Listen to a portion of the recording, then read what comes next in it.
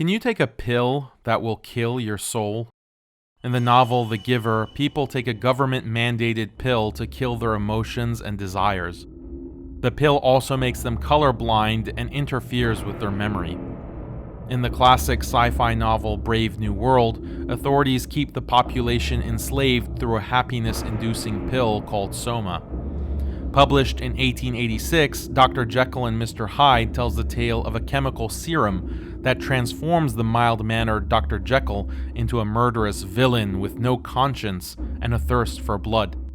In the postmodernist novel Thus Spoke Zarathustra, the main character transcends the limited nature of man to become the Übermensch, the Overman. He says, "You must be ready to burn yourself in your own flame. How could you rise anew if you have not first become ashes?" According to Nietzsche, the author, the Overman makes himself into his own god by willing himself to become the standard of all value and meaning. He then declares, "God is dead." In all of these works, there's a fine line between cultivating human nature and destroying human nature. Human nature is an obstacle to be either buried or transformed or transcended, often with horrific consequences. But what is human nature? Humans are born with a heart, a brain, 2 eyes, 2 hands, but we're also born with certain inbuilt emotions, instincts, behaviors, desires, and intuitions. Why do you salivate when looking at a delicious meal? Why do you feel cleansed with water? Why are you repulsed by rotting flesh? Why do you want to hug and embrace loved ones? Are these things you learn from your culture? Not at all. These are natural reactions that all humans have. But beyond reactions and feelings, we also have natural intuitions. An intuition is a belief that you don't necessarily know you have, but how is that possible? How can you have beliefs that you are not consciously aware of? Imagine a little girl playing on a swing and a boy roughly pushes her off. What do you think about such an action? We all have a strong intuitive belief that the boy did something wrong. But where did that intuition come from? Did you have strong beliefs in your mind specifically about little boys pushing little girls off of swings? Probably not. Imagine looking at a table. On top of the table are many loose objects. Someone comes and violently moves the table. What do you expect to happen to all the loose objects? We all have a strong intuitive belief that they'll fly off. But where did that intuition come from? Did you have strong beliefs in your mind about how objects on a table behave when the table is moved? You might think that your expectation about the table is based on a lifetime of experiences with gravity. But psychologists have done this experiment with infants. They show infants a table with objects, and then the table is suddenly removed, but the researchers have rigged the objects so they remain stationary, suspended in the air. The infants watching this react non-verbally with surprise and shock. Why?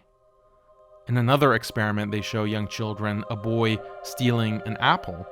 Then the boy walks on a bridge that collapses. They ask the children, why did the bridge collapse? And the children overwhelmingly agree that it was because the boy stole the apple. These children come from a variety of religious and non-religious backgrounds, and none of them would even be able to articulate the belief that somehow morality can affect physical events like the collapse of a bridge. Nonetheless, they all share this intuition. It is said that there are no atheists in a foxhole. This is because in the heat of war, the atheist relies on his intuitions that God exists and can help him. So he calls out reflexively. Similarly for the atheist at sea, when the dark storm blows, tall waves batter his ship, and the watery grave beckons, the sailor cries out, "Oh God, save me." This is not because the atheist sailor consciously believed in God all along but kept it a secret. Rather, the belief in God is a deep human intuition that's not always conscious, but can nonetheless manifest itself in extreme situations. People have hundreds and thousands of unconscious intuitions about everything. But is it true that all people are born with this intuition about the existence of God? Despite the oppressive power of secularism, a surprising 80 to 90% of all human beings on the planet today still believe in God, even if many don't believe in organized religion. Not only that, but people across all developed cultures historically have a virtually identical concept of God. Yes, most religions are polytheistic, but except for a minority of small hunter and gatherer tribes, all civilizations, even the polytheistic ones, believed in a singular all-powerful God.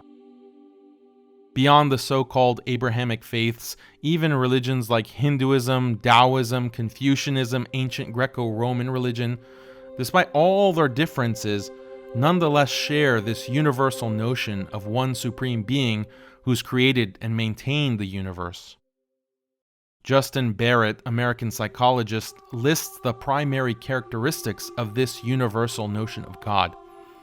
He's the all-knowing, all-powerful supreme being responsible for the creation of the universe.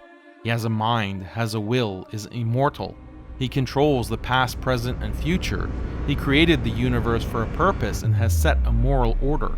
He communicates with people and rewards or punishes them. But he doesn't have a body and is invisible. How is it possible that so many people from so many different parts of the globe and at different times in history not only independently came to the same conclusion about the existence of God, but also agree on the primary attributes of God? It would be impossible for such alignment to arise purely by chance. The answer is human nature. Humans naturally are born with an intuitive God concept. Belief in God is ingrained in us as a species. It's a part of what makes us human, and this is the consensus in psychology and cognitive science. Paul Bloom, professor at Yale, writes that the concept of a supreme being is natural. Deborah Kellerman, professor of psychology, even goes so far as to say that children are born intuitive theists. What makes the God concept so naturally compelling to the human mind is that it is interconnected with other deep human emotions about the world. Causation is one example. From early childhood, we intuitively believe that nothing occurs without reason. Everything has a cause, and causes have their own causes, and so on in a causal chain. Anyone who's talked to children has experienced this firsthand. Your child asks you, "Why does it rain?" You reply, "Because the clouds release stored water." But why does that happen? Because the sun heats up water that turns it into steam that forms clouds. But why? Unless it's stopped, this questioning from children would continue indefinitely. We're born with this natural intuition to seek out ultimate causal ends. This intuition about causation supports the notion of a supreme being, which is why many religions independently produced cosmological arguments as proof for the existence of God. One ultimate cause is necessary to explain the existence of the universe. Humans also have innate intuitions about order and design. From childhood, we innately believe objects around us are purposefully created. When children in studies are asked about the origins of natural things like plants, animals, mountains, they recognize that these things are not man-made, but were made for a purpose. For example, flowers were made to make the world beautiful. Puppies were made to play with children, and so on. How can something both be made for a purpose, but not be man-made? For children, the answer is obvious. God made it. Olivera Petrovich, Oxford researcher, Tested Japanese and British children from ages 4 to 7 by showing them photos of natural objects and man-made objects. When the children were then asked questions about the origins of natural objects like mountains and animals, regardless of cultural or religious background, the children predominantly chose God as the answer. They did not give an agnostic answer like nobody knows their origins, or an incorrect answer like those things were made by people, they said that God was the creator. Petrovich called this result absolutely extraordinary because the Japanese Shinto religion doesn't include this idea of God creating anything. So how do Japanese children get the idea that creation is in God's hands when their religion and culture has no such teaching?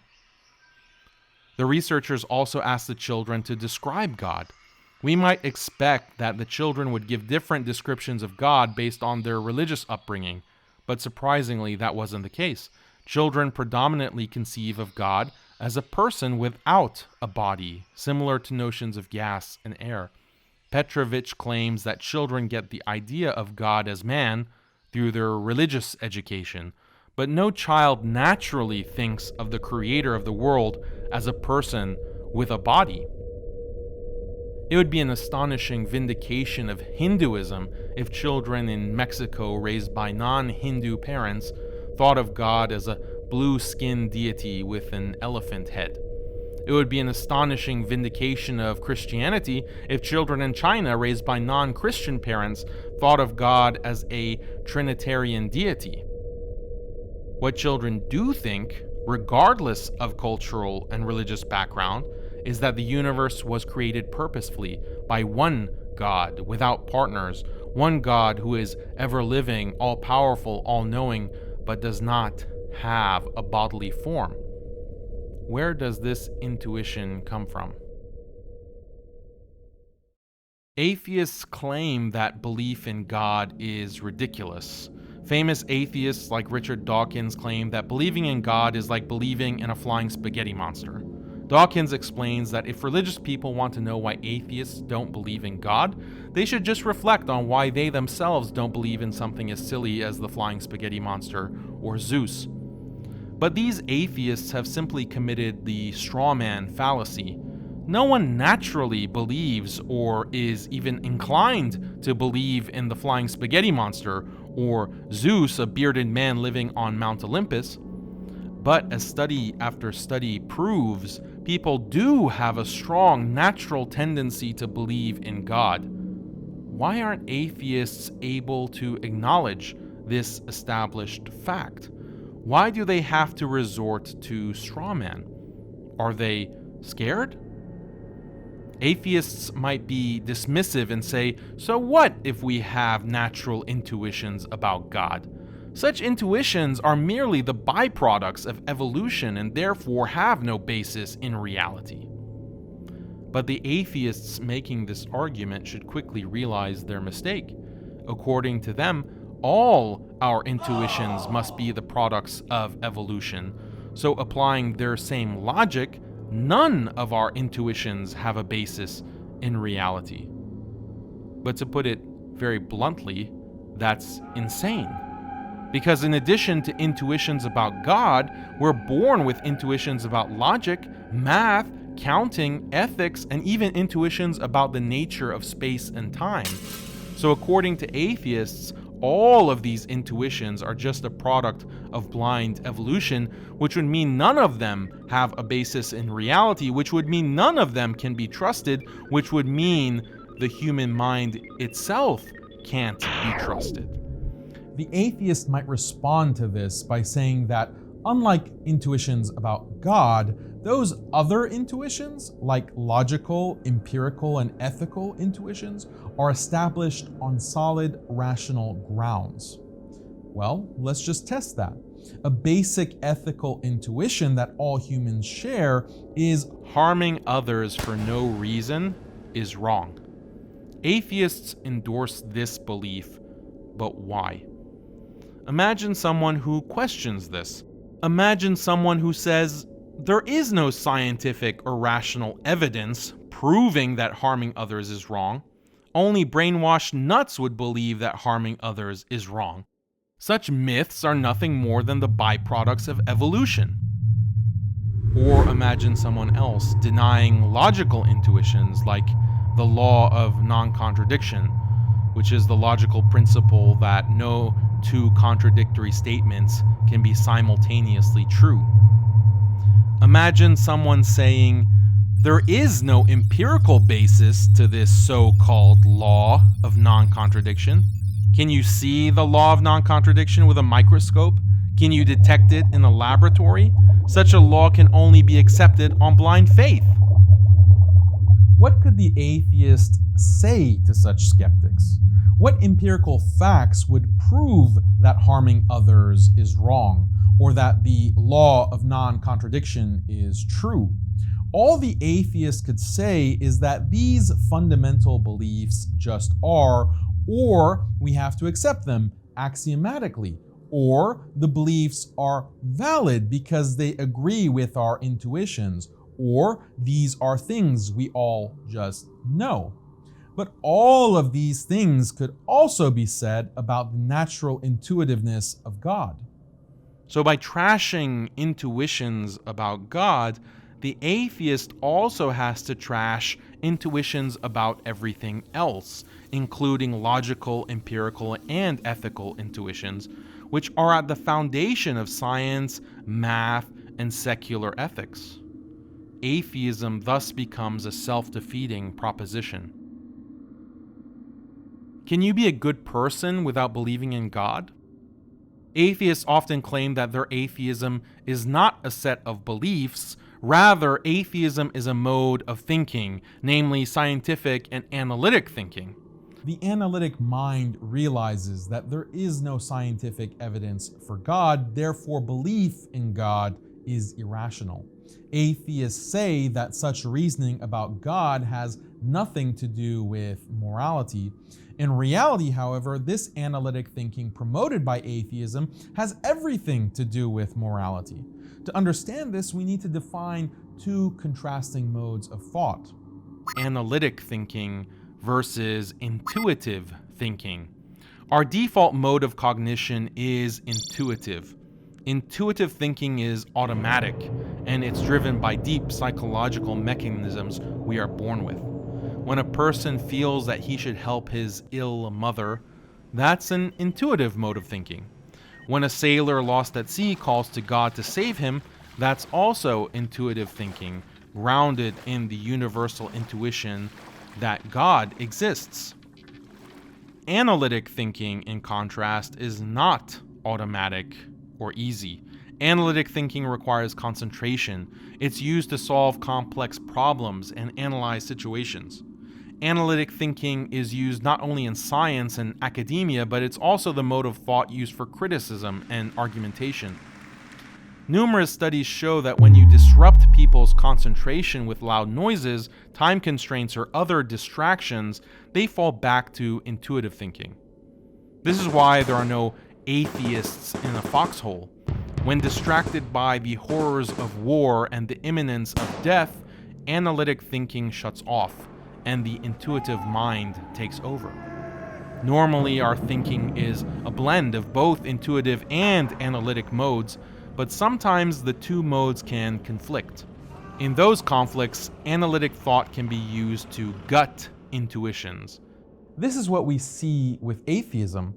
The atheist tells us that analytic thought is the only way to understand the world and the only way to arrive at truths, whereas intuitions are nothing but bias. But recent cognitive science and psychological studies have shown that overdeveloping the analytic parts of our cognitive faculties can greatly diminish not only our religious intuitions, but also moral intuitions. World-renowned psychologists and researchers like Jonathan Haidt and Joseph Heinrich explain that high analytical thought is correlated with less of what's called deontological morality. Morality generally falls under two categories: consequentialist versus deontological. Consequentialist morality focuses on consequences and calculating how to maximize pleasure and reduce harm for the most number of people. This makes consequentialist morality very analytic in nature. Deontological morality, however, is much more intuitive and relies on gut feelings and innate ethical tendencies such as caring for family, feelings of disgust or reverence, respect for authority, and loyalty to one's tribe. To better understand the contrast between consequentialist and deontological morality, consider this scenario. A man goes to the supermarket once a week and buys a dead chicken. But before cooking the chicken, he has sexual intercourse with it. Then he thoroughly cooks it and eats it. Is there anything morally wrong with his actions? Purely on the basis of consequentialist morality, there would be nothing wrong with this, since there's no harm, and in fact the man increases his overall pleasure, so it might even be an ethically good action. But deontological intuitions tell us that such an act is perverse, it's disrespectful, it violates decency, and therefore is highly immoral. The surprising thing is that when people are asked about this chicken scenario, those who have a Western secular education are far more likely to find nothing objectionable to it. What academics now recognize is that when the analytic side of cognition is inflated due to education, upbringing, and environment, deontological intuitions become muted, if not entirely canceled out. This overemphasis on analytic thinking is exactly what atheist psychology is all about. And if you asked, you might be surprised that many atheists would find nothing wrong with copulating with a dead chicken and then eating it. It's not a coincidence that many popular atheists have openly stated that they have no moral objections to incest, bestiality, necrophilia, and other so-called victimless crimes that most people of the world would consider unspeakably evil. Even Richard Dawkins recently claimed that there's nothing morally problematic about eating human flesh, so long as the meat has been cultivated using human clones in a lab. What we must realize is that healthy human relations are fundamentally deontological. For example, a woman could greatly increase her physical pleasure if she cheated on her husband without him ever finding out. But she doesn't do that because that would be unfaithful, and infidelity is morally wrong regardless of any positive overall consequences. A son might have a lot to gain by frequently lying to his father, but he doesn't do that because lying, especially when directed to one's parents, is morally wrong, regardless of the upside. A mother could greatly enjoy life if she gave up her baby to a foster family, but she doesn't do that because her strong maternal intuitions tell her not to abandon her child, regardless of the massive increase in freedom she could enjoy. All relationships require a healthy sense of deontological intuition, but this is precisely what a hyperactive analytic psychology destroys. The analytic mind favors consequentialism, and consequentialism says the only thing that matters is maximizing pleasure and personal happiness, basically pumping dopamine into the brain. But sometimes maximizing that dopamine requires lying, cheating, cutting off family, betraying your community, violating sanctity, engaging in the taboo. So when atheists promote analytic thought as the end-all be-all of human cognition, they're not only burying natural human intuitions about God, they're also sabotaging all organic human relationships. Psychologist Jonathan Haidt, who is a committed atheist himself, as well as others, have published numerous studies on how atheists are less charitable, less generous to family, less loyal to community, more willing to justify lying and cheating for material gain, more willing to engage in infidelity, and much more. Atheists might claim that atheism is solely about the non-existence of God, but that's not true. Atheism is an integrated psychology that is strongly correlated with an ultra-consequentialist, ends justify the means, Machiavellian morality that is hostile to all human relationships. It's no accident that atheists have been at the helm of the past century's most expansive and brutal social engineering projects aimed at dismantling and radically reshaping the traditional family, all in the name of the so-called greater good. Secularism institutionalizes this analytic mode of thought indoctrinating children and adults to overcome their natural intuitions and become cold, calculating machines. It's precisely the atheistic mindset, drunken with an unhinged analytic fervor, that has been fueling the modernist project of hyperconsumerism and atomization that's destroying the human species by transforming us into a race of dopamine-addicted automatons. This is the pill that destroys our nature and kills the soul. But we can become human once again.